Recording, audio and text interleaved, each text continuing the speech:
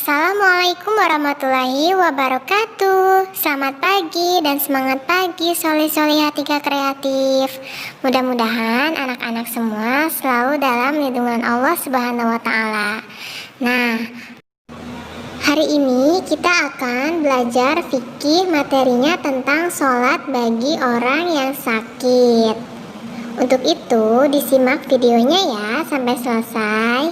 Nah, sholat itu merupakan salah satu cara bagi hamba Allah untuk berhubungan dengan Allah, yang artinya dalam keadaan apapun kita harus tetap melakukan sholat. Semisal walaupun dalam keadaan sakit, dalam bepergian, atau dalam peperangan pun umat Islam harus tetap sholat dan harus tetap dilakukan ya sholat 5 waktunya.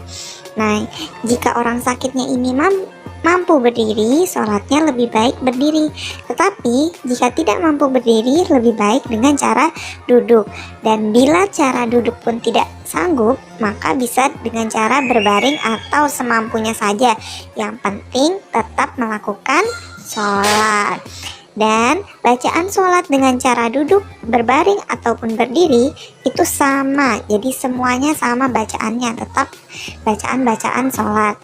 Nah, berikut akan Bunda jelaskan tentang tata cara sholat bagi orang yang tidak mampu berdiri.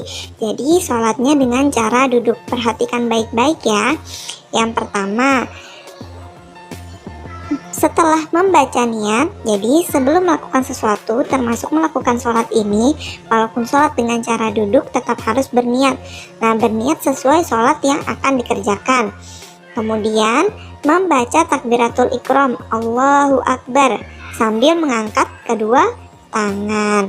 Nah, setelah takbiratul ikram, kedua tangan bersedekap di atas dada.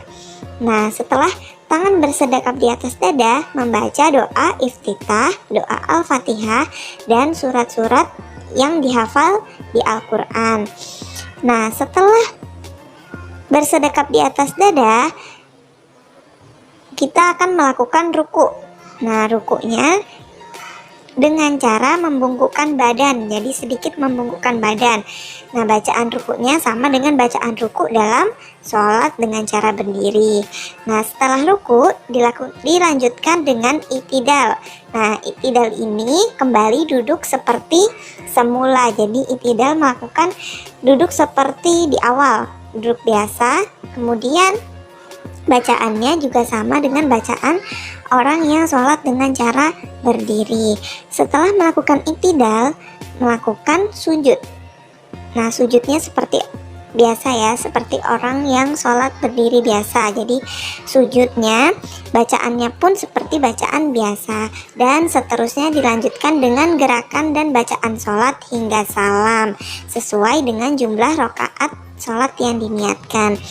Kemudian apabila tidak sanggup duduk, maka kita bisa melakukan dengan cara berbaring atau dengan cara telentang.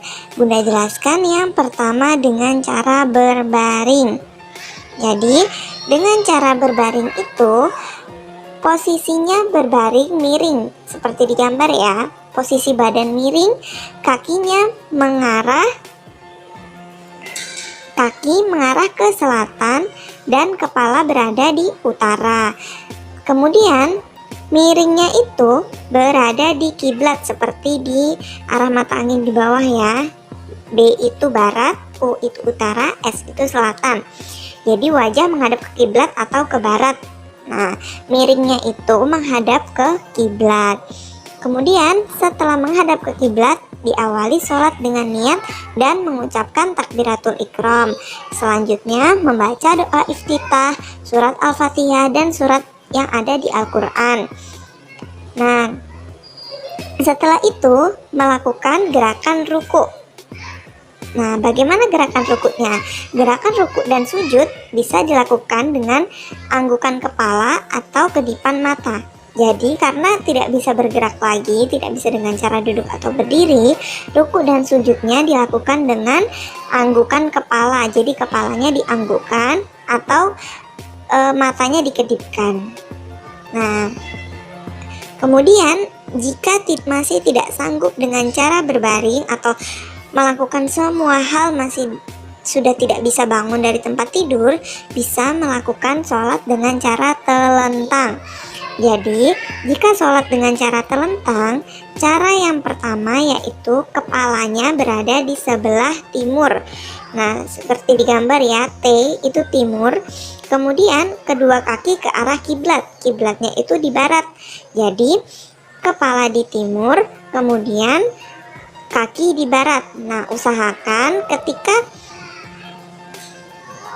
kepala berada di timur tersebut diganjal dengan bantal supaya wajahnya seperti menghadap ke kiblat, bisa sedikit menghadap ke kiblat. Kemudian lakukan sholat seperti biasa, membaca niat,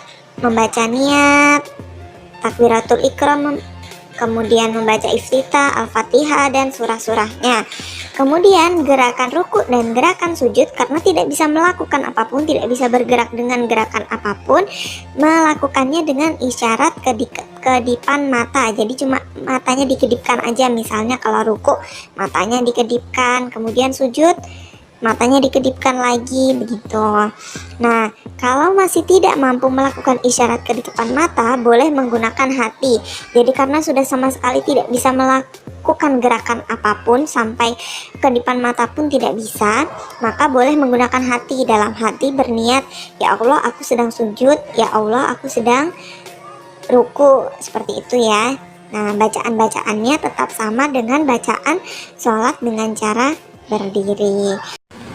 Untuk tugasnya, anak-anak kerjakan soal di Google Form. Cukup sekian penjelasan dari Bu Ririn, semoga bermanfaat bagi kita semua. Tetap semangat dan jaga terus kesehatan anak-anak ya. Wassalamualaikum warahmatullahi wabarakatuh.